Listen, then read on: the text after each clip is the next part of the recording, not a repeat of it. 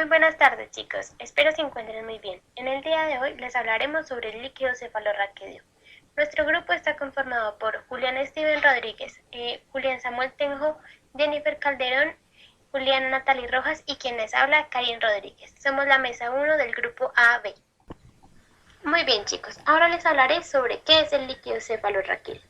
El líquido cefalorraquídeo se caracteriza por ser un líquido claro e incoloro que baña las superficies externas del encéfalo y de la médula espinal, actuando así como amortiguador entre el sistema nervioso central y los huesos circundantes. Se encuentra mayoritariamente en los ventrículos del encéfalo y en el espacio subaracnoideo, que rodea el encéfalo y la médula espinal. Para comenzar, les hablaré sobre la formación del líquido cefalorraquídeo. El líquido cefalorraquídeo se forma mayormente en los plexos coroideos de los ventrículos.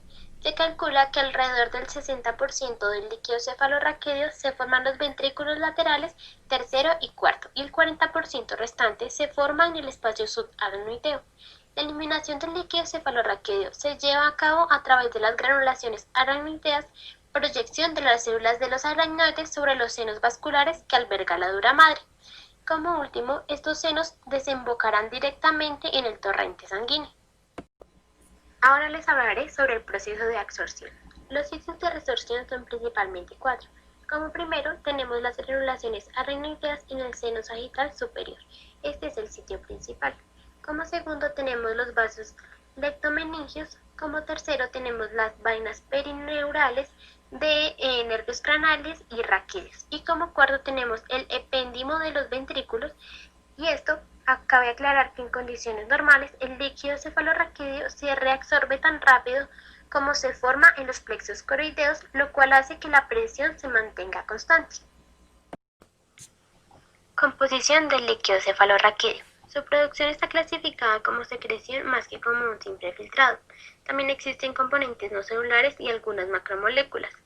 Y aunque para su producción se utiliza la materia bruta del plasma sanguíneo, su composición difiere en el origen de la composición de electrolitos y también en el hecho de que está relativamente exenta de proteínas. La composición entonces del líquido cefalorraquídeo es principalmente agua con algunos elementos disueltos, como lo son, primero, la glucosa, el alimento del cerebro. Sus niveles son inferiores al líquido extracelular, entonces en algunas ocasiones el cerebro debe sacrificar gran parte de la función corporal, esto para conservar sus niveles de alimentación esenciales constantes. Como segundo tenemos los aminoácidos. Estos son transportados a través del PCH, el transportador de aminoácidos heteromérico, por uno de los 3 transportes, dependiendo de su estatus como ácido, neutro o base. También depende de la dieta y, como mencioné, del pH. En esto existe una competición en la entrada de los aminoácidos al líquido cefalorraquídeo. Por ejemplo, el triptófano compite con otros 5 aminoácidos neutros similares. El triptófano pues es el precursor de la síntesis cerebral de la serotonina, uno de los 6 neurotransmisores definidos.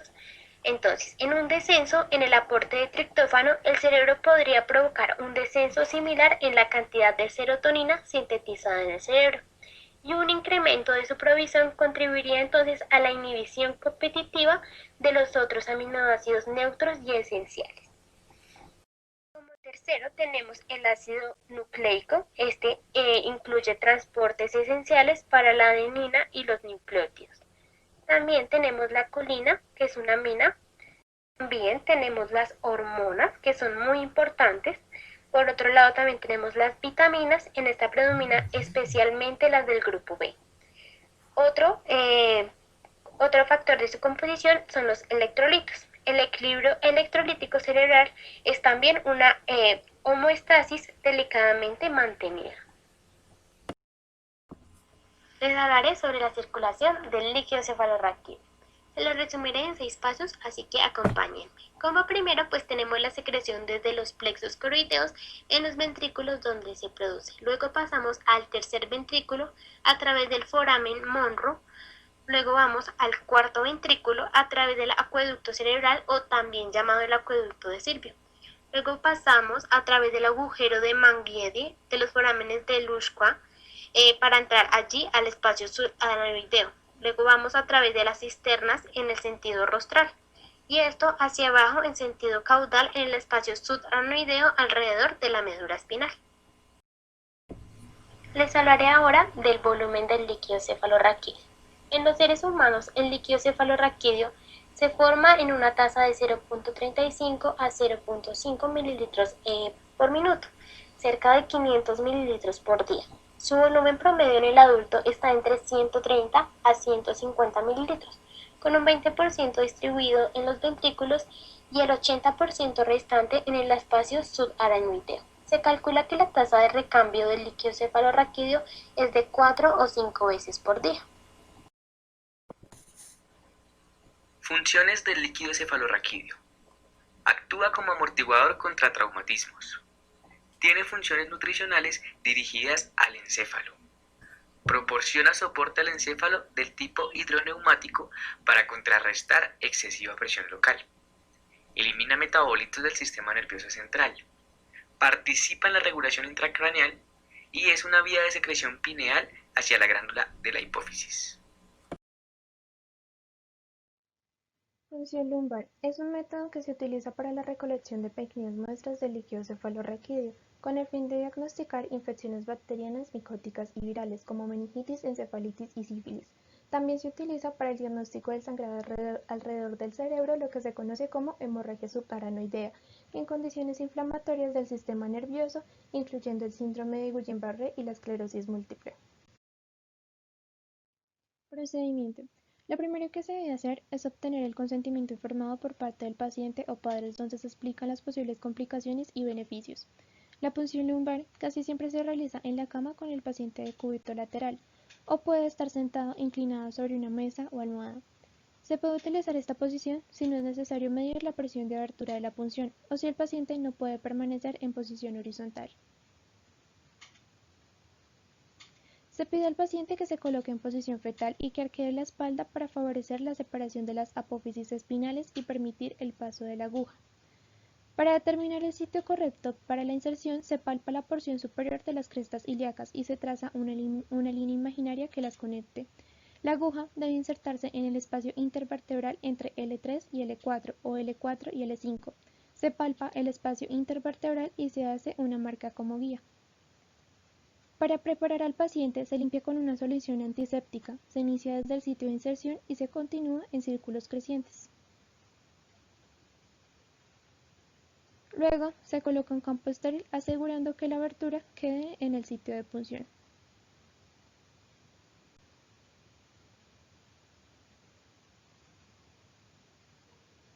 Para producir anestesia local se inyecta lidocaína en el sitio de inserción de la aguja. El paciente puede sentir un leve piquete y ardor.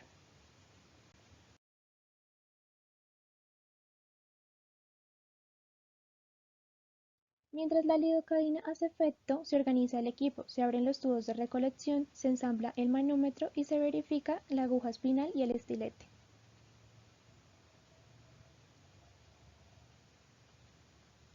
Se palpan de nuevo las referencias anatómicas, ya que el paciente pudo haberse movido durante la inyección del anestésico.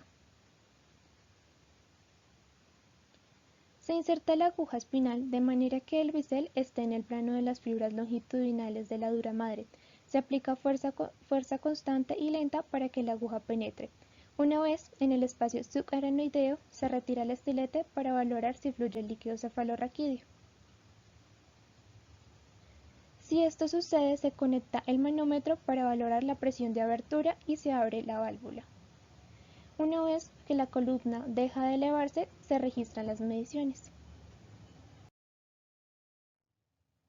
Se rota la válvula para permitir que el líquido cefalorraquídeo del manómetro gotee al primer tubo de recolección.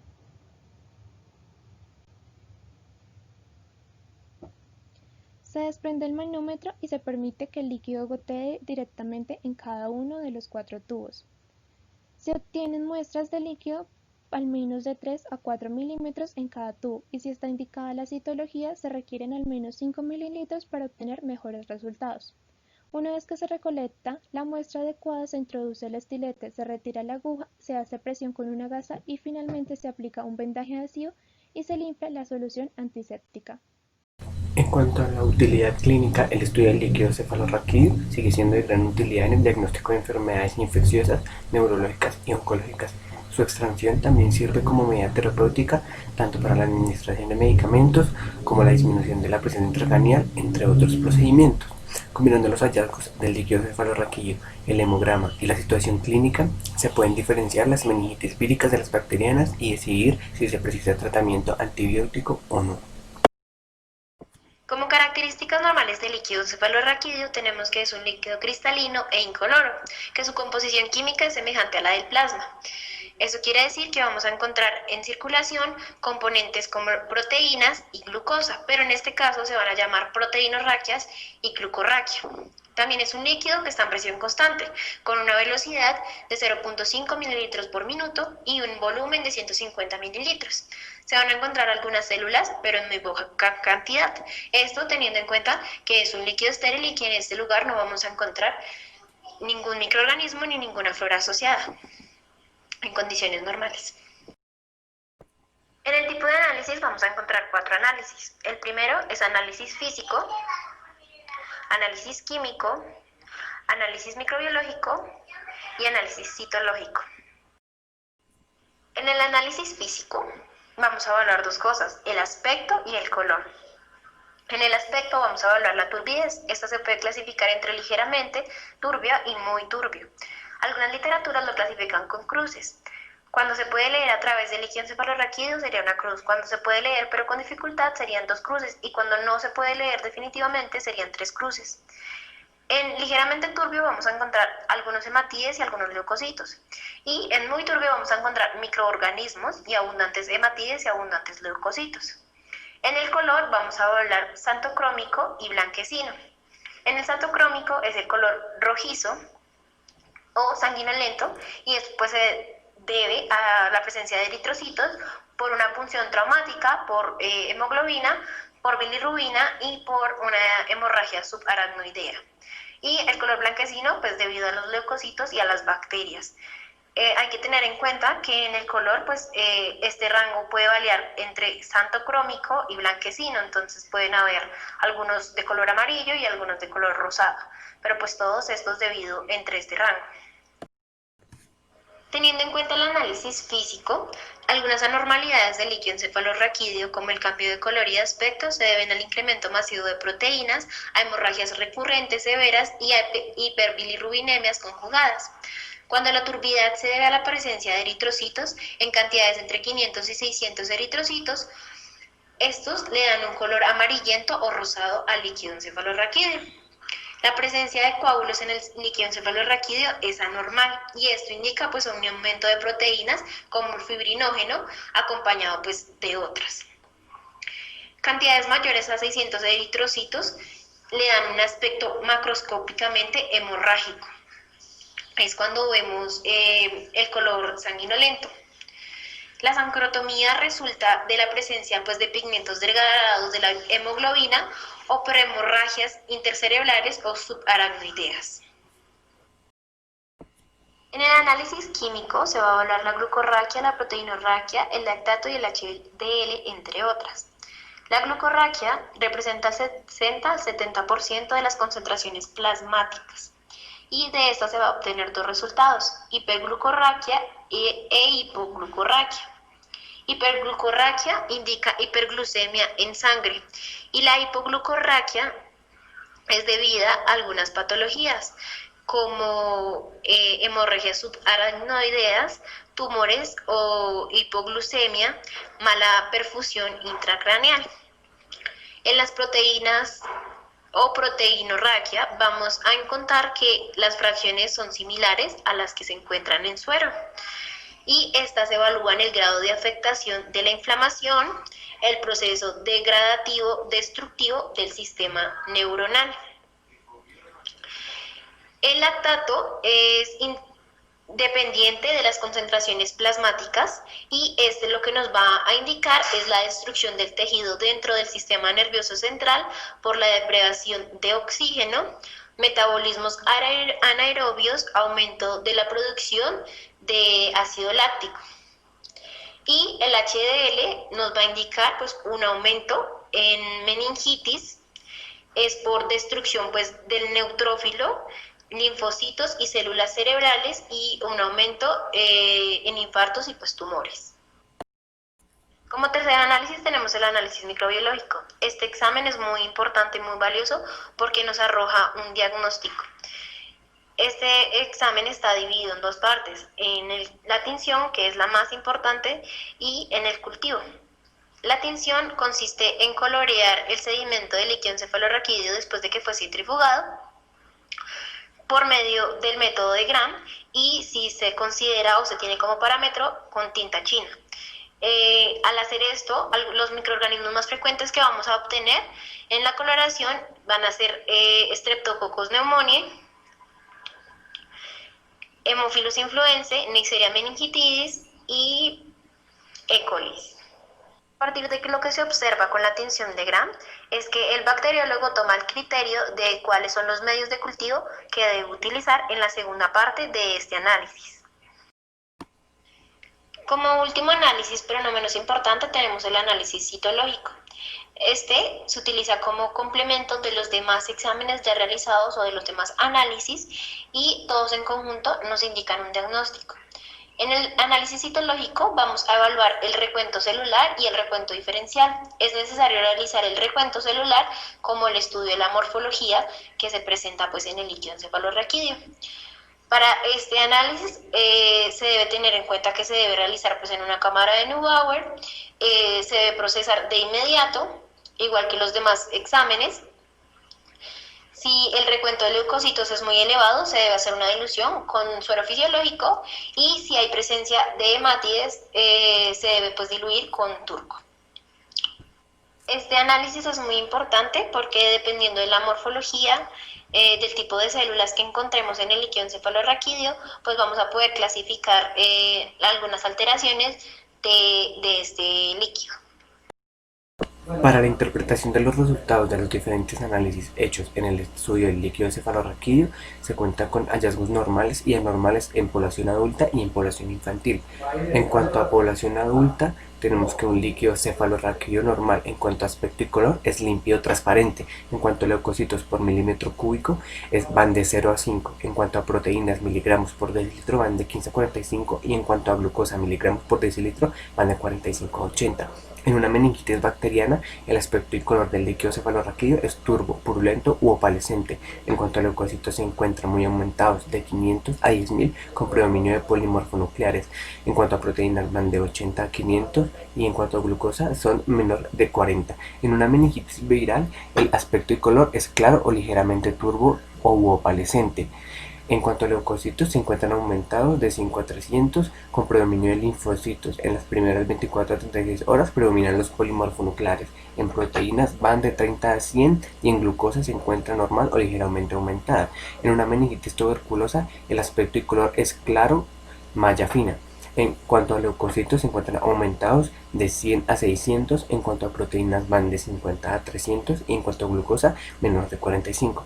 En una meningitis fúngica, el aspecto y color es ligeramente turbio, en cuanto a leucocitos se encuentran aumentados de 40 a 400 con predominio de polimorfonucleares, en proteínas van de 50 a 300 y en glucosa menor de 45. Y en una hemorragia subaracnoidea, el aspecto y color del líquido cefalorraquídeo es antocrómico. Los leucocitos se encuentran normales, las proteínas se encuentran aumentadas y la glucosa es normal o ligeramente aumentada. En cuanto a la interpretación de resultados en los diferentes análisis hechos en el líquido cefalorraquídeo en población infantil, se encuentran con los hallazgos anormales, en donde en una meningitis bacteriana los leucocitos por microlitro van de 50 a 30.000 con predominio de polimorfonucleares. Las proteínas en miligramo por decilitro están por encima de 100 y la glucosa en miligramos por decilitro está por debajo de 40.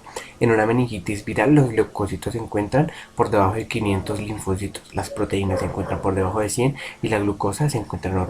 En una meningitis tuberculosa los leucocitos van de 25 a 100 linfocitos, las proteínas por encima de 100 y la glucosa por debajo de 40. En una meningitis por hongos los leucocitos se encuentran entre 50 y 500 linfocitos, las proteínas por encima de 100 y la glucosa se encuentra normal o por debajo de 40. En una meningitis herpética, los leucocitos van de 0 a 500 linfocitos y hasta 500 hematides, las proteínas van de 60 a 200 y la glucosa se encuentra normal o por debajo de 40. En un absceso cerebral, los leucocitos van de 100 a 200 linfocitos o con presencia de polimorfonucleares. Las proteínas están por encima de 100 y la glucosa se encuentra normal. En una válvula de derivación, los leucocitos se encuentran por encima de 50 con predominio de polimorfonucleares. En las proteínas se encuentran por encima de 100 y la glucosa se encuentra normal o por debajo de 40. Pruebas para líquido cefalorraquídeo. Algunas pruebas se pueden clasificar dentro de dos métodos, los métodos colorimétricos y los métodos turbidimétricos. Dentro de los métodos colorimétricos encontramos el método de Lowry, el método de fijación a colorantes con azul de Comasi o el método modificado de Viret. Estos se utilizan debido a su alta sensibilidad, rapidez y que pueden emplear muestras muy pequeñas. También existen los métodos turbidimétricos. Estos miden la disminución de la luz transmitida a través de una suspensión de partículas utilizando un espectrofotómetro. Se suelen utilizar para soluciones concentradas, para que de esta forma haya una buena disminución de la luz, y se pueden determinar las proteínas totales así en el líquido cefalorraquídeo. Método colorimétrico PROTI-ULCR. Se utiliza para determinar proteínas en el líquido cefalorraquídeo y es útil para evaluar la permeabilidad de la barrera hematoencefálica en muchas enfermedades inflamatorias o infecciosas del sistema nervioso central. Fundamento. Las proteínas presentes en la muestra reaccionan en el medio ácido con el complejo rojo de pirogalol molibdato, originando un nuevo complejo coloreado que se cuantifica espectrofotométricamente a 600 nanómetros. El procedimiento se lleva a cabo a temperatura ambiente y los reactivos y las muestras deben estar en tubos que deben estar marcados con B de blanco, S de estándar y D de desconocido. Se mezclan e incuban los tubos durante 10 minutos a 37 grados centígrados y luego se leen en el espectrofotómetro a 600 nanómetros, llevando a cero el aparato con el blanco. Los valores de referencia son de 15 a 45 miligramos sobre decilitro en personas sanas y en personas de más de 60 años este rango se extiende hasta 60 miligramos sobre decilitro. Marcadores tumorales. En este caso les vamos a hablar acerca de la carcinomatosis meningeal, la cual se puede diagnosticar mediante el análisis del líquido cefalorraquídeo. La carcinomatosis meningea es una diseminación difusa de células tumorales en el interior del líquido cefalorraquídeo o de las leptomeninges, que son las vía madre y las subaracnoides. Esta ocurre aproximadamente en el 8% de las neoplasias malignas. En general, la causa más frecuente son los tumores hematológicos, fundamentalmente la leucemia linfoblástica aguda, y entre los tumores sólidos, el más frecuente es el de pulmón, seguido de el melanoma y por último de mama. La presencia de este cuadro se asocia a un mal pronóstico, con una supervivencia entre 3 y 6 meses. Manifestaciones clínicas. Se pueden presentar signos meninges como rigidez de nuca, hidrocefalia con aumento de la presión intracraneal con cefalias, náuseas, vómitos y mareos, signos y síntomas focales como convulsiones, hemiparesia, afección del campo visual, diplopia o visión doble, que es el síntoma más comúnmente hallado, y se pueden presentar otros síntomas como dolor radicular, parálisis, incontinencia o retención de orina y asimetría en los reflejos profundos.